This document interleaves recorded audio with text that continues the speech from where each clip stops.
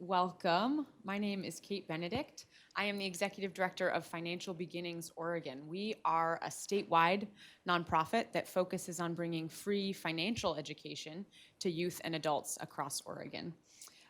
We're so grateful to partner with the Department of Consumer and Business Services, Division of Financial Regulation, to provide financial literacy and insurance literacy trainings each year. Without their support, our work statewide would not be possible. And I'm honored to be moderating today's panel on a topic that is so critically important to the health, safety, and financial well-being of Oregonians across the state, all things emergency preparedness and management. Today's panel will cover 4 major topics: Prepping 101, wildfires, winter storms, and earthquakes. Without further ado, let's have our fantastic panelists introduce themselves, and then I'll share a few notes on our format for the panel. Hi, I'm Althea Rizzo from the Oregon Office of Emergency Management. I'm the Geologic Hazards Program Coordinator, so that covers earthquakes, volcanoes, tsunamis, sometimes landslides, and sometimes sinkholes.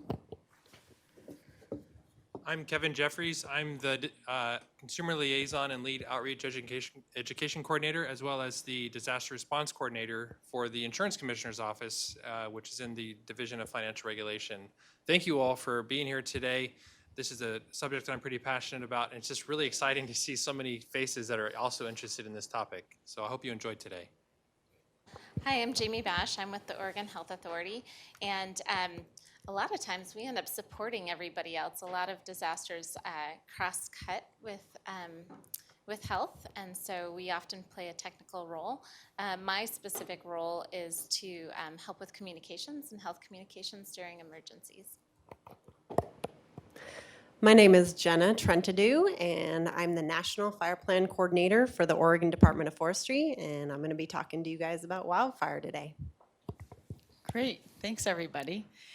So as we go, I'll be asking these panelists some questions, some follow-up questions to the things they have prepared to present. And questions about how Oregonians can best be prepared, how they can find extra resources, how they can be financially prepared for all of these different events should they occur, and how we can all stay ahead of the game to protect ourselves. 2 things to note. I've been told that these 4 people could discuss these topics for a couple of days at least without a pause. So one thing I'll be doing is keeping us on time, keeping us on track. Don't be offended if I move you along. We'll plan to spend about 15 to 20 minutes on each topic, and then we'll have about 5 minutes for questions at the end of each portion. Point number 2, I consider myself the exact opposite of an expert on these topics. So I think I consider it your charge that if I learn something today and if I take something away from what you all have presented, it will be a success, because I'm sort of the perfect example of maybe the average Oregonian who is underinformed and should be more informed on these topics. So my questions might come from all different angles. We'll see what happens. Great, so we'll kick it off with Prepping 101, and that is Althea. The mic section is right there. Sure, thank you. So I wanted to thank everyone for coming out to talk about something that can be kind of scary and intimidating. And the one thing that I want you all to take away from today is that as big and scary as some of our natural hazards are, there is so much that you as individuals, as neighborhoods, and as communities can do to get prepared for this. So just talking about what kind of natural disasters we have here in Oregon. We have wildland fire, and she's going to be talking a little bit more about that. But we have winter storms, we have flooding, we have landslides, tsunami, El Nino causes weather-related issues, and of course we can have earthquakes. And as we saw last summer, we can get stuff that's new and kind of out of the blue with algae toxicity last year in Detroit Lake. I mean, think about how prepared were you or weren't you for that event? And that was just dealing with one aspect of water. So it doesn't take a Cascadia style event to need to be prepared for these unexpected occurrences.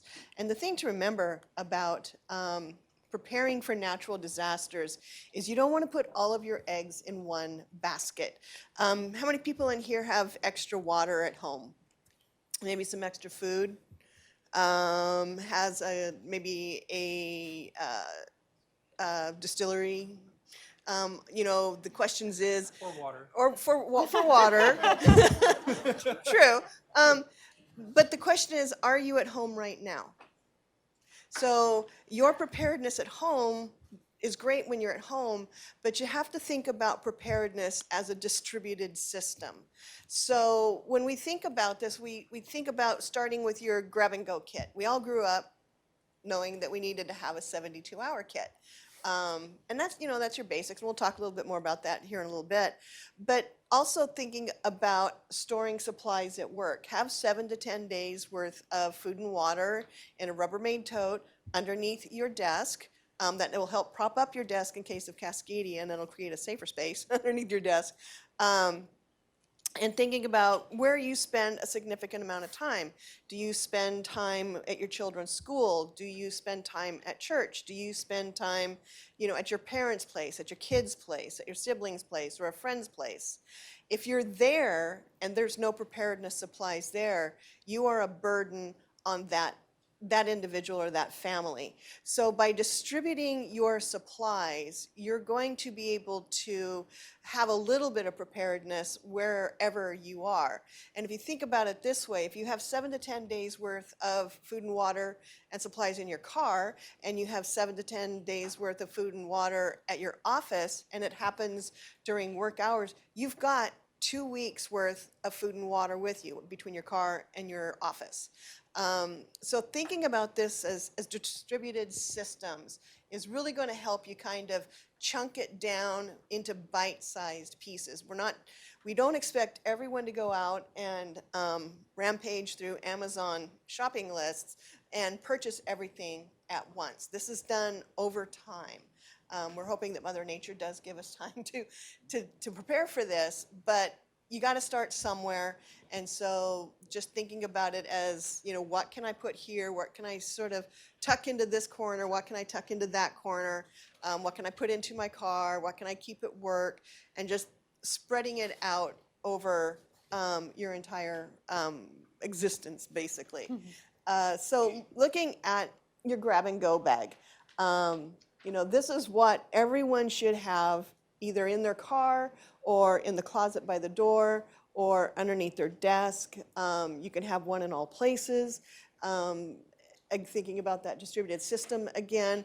But this is your bag that will keep you alive for 3 days.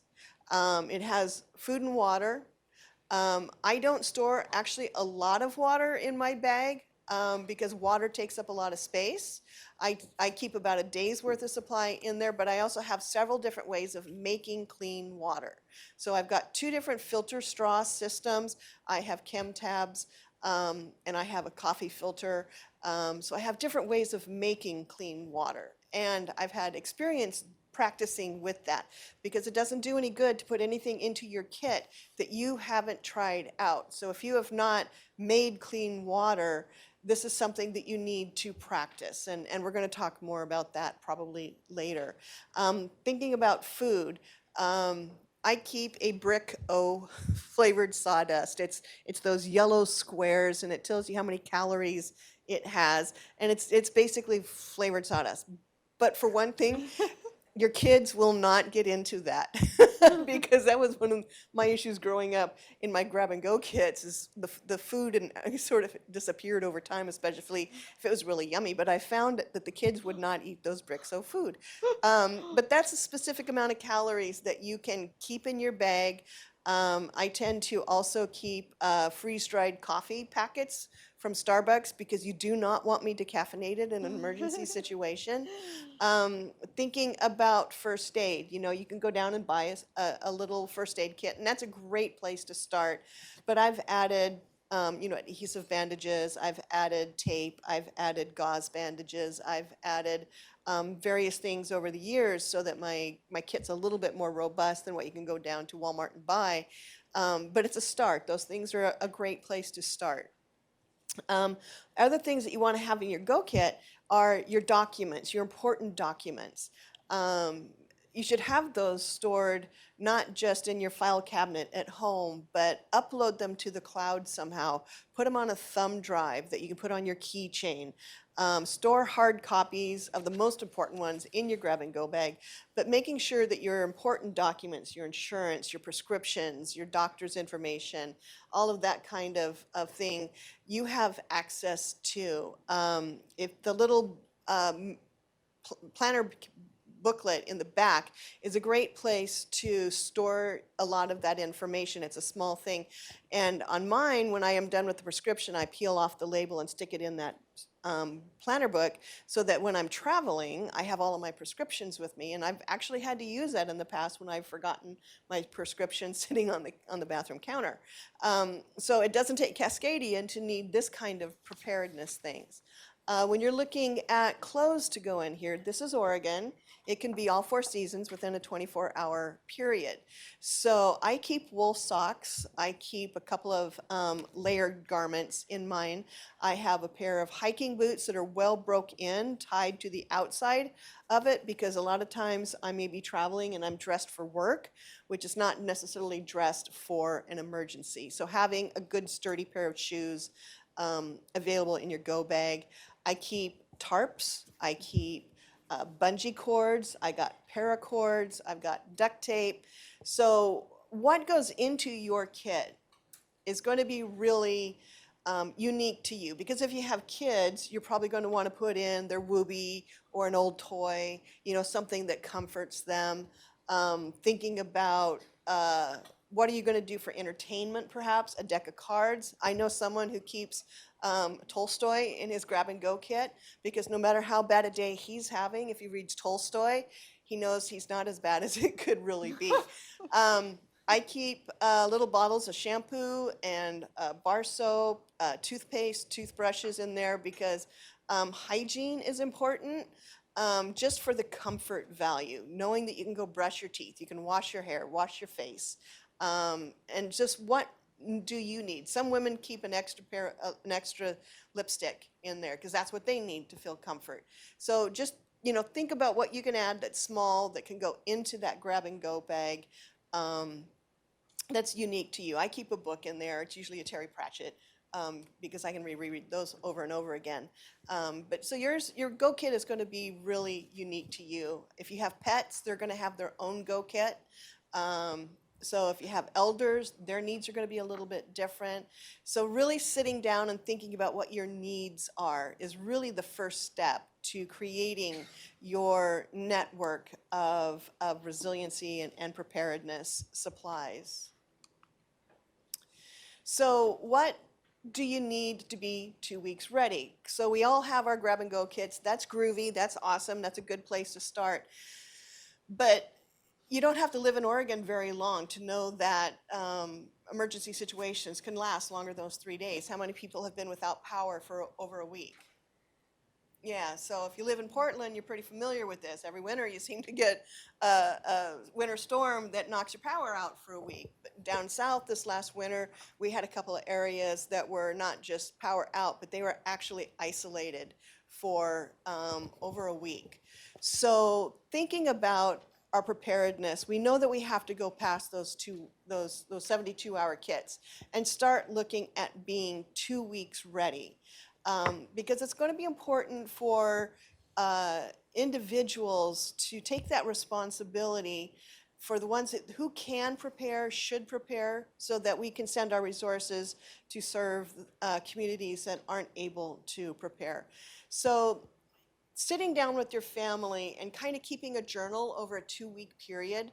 How much do you eat? How much water do you use? What? Oh, sorry, I get my hands going. What kind of things do you consume? How much toilet paper do you use in a 2-week period? How many diapers? How many wipes? How much coffee? How many potato chips? What do you use and consume over a 2-week period? Keep a journal so that you can start to look at what kind of resources you might be able to start stocking and have that available in a week, 2 weeks supply? Do you have medical needs? Do you have frail elders that you have to deal with? Do you have chronic illnesses? Do you have children that have issues that you need to account for? Do you have individuals that have medical devices that need power? How are you going to power that after an event? I use a CPAP machine, so we keep a marine battery charged so that I have at least a week's worth of power for my CPAP machine. After that, it becomes a little bit more problematic, but our intention is to put in some solar power panels so that we can recharge batteries over time. So everyone's medical needs is going to be different. Stop and take some time to think about what you would need to do and what kind of measures you'd need to take so that you could be 2 weeks without power if necessary. Do you have pets? Do you have livestock? All of those are going to need to be accounted for. When you're doing your water budget, your food budget for that 2 weeks, you need to account for those pets or those livestocks. So take a couple of weeks and keep a journal of how much you consume and think about what you can replace over time. You know, how do you consume toilet paper? Do you go get it pack by pack, roll by roll, or do you go down to Costco, load up the front loader and load up the pickup truck? You know, thinking about your purchasing, you know, if you're able to do that ahead of time is going to be really, really important. So one of the hardest things to do is take that first step. People get in their minds that preparedness and is hard, but it really isn't. It's just thinking about what we already do as Oregonians and doing it a little bit more purposefully. I mean, how many people in here go camping? How many people in here hike, bike, garden, hunt, fish? You know, all of those things are preparedness activities. So if you go camping, you probably have everything you need to be somewhat to fairly comfortable, even if you don't have power, if you don't have a home to stay in, if it's after Cascadia and your home has fallen off of its foundation. If you're a camper, you probably have everything you need in the way of supplies. You just need to think about it a little bit more purposefully and pull all of those supplies together. But getting that first action out of the way will sort of open up your mental state to doing the next step. So I want everyone to do 2 of these 3 things before they go to bed tonight. None of them cost any money. You probably have everything already that you need to do 2 of these things. And if you're really, really ambitious, you can do all 3. I don't judge.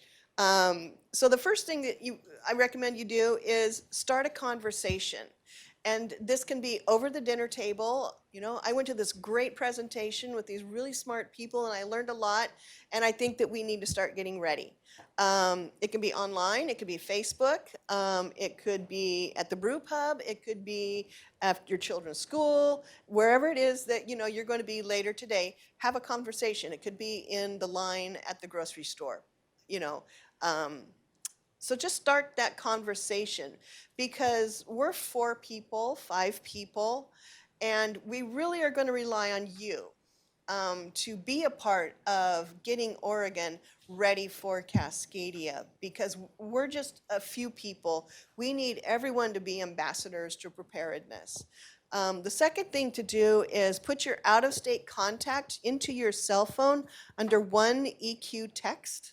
That person should be east of the Mississippi. This is kind of like putting your, in case of emergency, contact in your phone. Doing it under one EQ text puts it at the top of your contact list. This would be your out-of-state contact. Make it east of the Mississippi because if we have a full RIP 9 Cascadia, the entire western U.S. is going to be impacted by it in some way. So we want to make sure that it's someone like Aunt Martha in Ohio. make sure Aunt Martha knows that she's the family nexus and she's everyone's out-of-state contact, because that would just kind of shock her, and we don't want that to happen during an emergency. And know that if you can't make a phone call after an event like this, you can probably make a text phone call. It just takes up less data to send a text. And then, practice it, make sure that you know that your text works to that person. The other third thing that you can do is take an old pair of shoes, a shopping bag, a pair of gloves, and a flashlight. I personally like the headlamps because it frees your hands up. I have a hard hat in my kit. I just put it right there by my bed so that if something happens at night, it doesn't have to be an earthquake. It could be a fire. It could be someone, knocking on the door. Something could happen in the middle of the night. And that way you've got shoes, leather gloves, flashlights, and a hard hat, because you do not want to start an emergency with cut feet. Because you've been running across broken glass or broken lumber. I almost tried to use that one. So that's what I have. Thank you, Althea. I wrote down practically everything you said. That was a lot of great information. I have one follow-up question. Where do people go to learn more? If there was something you said that they have more questions, where could they go? Yeah, that's a really good question, and Google is your friend. We send people first, if you're just starting out, go to ready.gov. It's full of checklists of supplies, of things that you need to do, and there are checklists for kids, checklists for elders, checklists for pets. They have information there for livestock, all sorts of information. Start at ready.gov. Then you can go to the OEM website for sort of generalized information, but also other state agencies have websites with information. Just Google emergency preparedness in Oregon. If you're looking to contact someone in your local community, start with your fire department, start with your local emergency management group. So there's a lot of ways to get more information. Great, thank you. Kevin, a quick question for you on emergency preparedness. What are 2 things that Oregonians can do to protect themselves financially before a disaster strikes? Yeah, thank you for that question, Kate. It's really important. A lot of the things that Althea's been talking about, the Cascadia event and many other disasters that we face, you can insure against those financial risks. So go talk with your insurance agent and make sure that you have the coverage that you feel like you need to protect your family financially from those disasters. Now, insurance can't keep your house from crumbling during an earthquake, but it can help you find the funds to rebuild it. And the other thing to do, what we highly recommend, is you have some sort of emergency fund, and be careful where you put that emergency fund. If you have $2,000 in cash in your house and your house burns down, your insurance isn't going to give you $2,000 back. So just be careful where you put that. You may not want to have it all in one place, or find a safe place in your house that might be resilient to fire or resilient to theft. And also, we also recommend people go talk with their bank or credit union and find out what their disaster plan is. And so if there was a Cascadia event, and how could you get your money out? So they're required to have a plan on file. So just go and check and see what that is and see how that fits into your plan as well. And what about a home inventory? Oh, thank you. Good cue. I would have been in trouble if I didn't bring that up. So we recommend that everyone do at least once a year a home inventory. The first week of September in 2019 is actually, it's a financial preparedness week for disaster readiness. So you have that disaster happens, prepare now. The whole month of September is all about disaster preparedness. And so during the first week of September, we're asking people to do 2 things. Do a home inventory and go talk with your insurance agent and make sure you have the right coverage. And a home inventory is a very simple process. You just go room by room, take pictures of things. You don't need to categorize everything. Just take a picture, because if the disaster doesn't happen, then you don't need the list. But if it does, you'll be able to go through your phone and actually kind of zoom in on everything and see what you had. Open up drawers, take pictures, bookshelves, just take pictures, because the cameras these days are great. You can zoom in and read the binding know what books you've lost. Your closets, your drawers, go in the garage, sheds, all that stuff could actually be replaced from your insurance. Your insurance could pay for that if those things are lost. Thank you, Kevin. Thanks, Kate. Question for you, Jamie. From a health perspective, what are some of the things that you get concerned about when you think about personal preparedness for folks? Yeah, I think health is kind of a cross-cutting theme. It's gonna have you're gonna have health effects almost regardless of what's happening. With wildfire smoke, we have respiratory illness. Power outages can happen with winter storms or wildfires. Carbon monoxide poisoning, and so I think. From a preparedness standpoint, we worry about making sure that people know how to prevent injury and illness during disasters, but we also get really worried about populations that have access and functional needs. And particularly when we think about power outages, right? Like some people are oxygen dependent, some people need dialysis.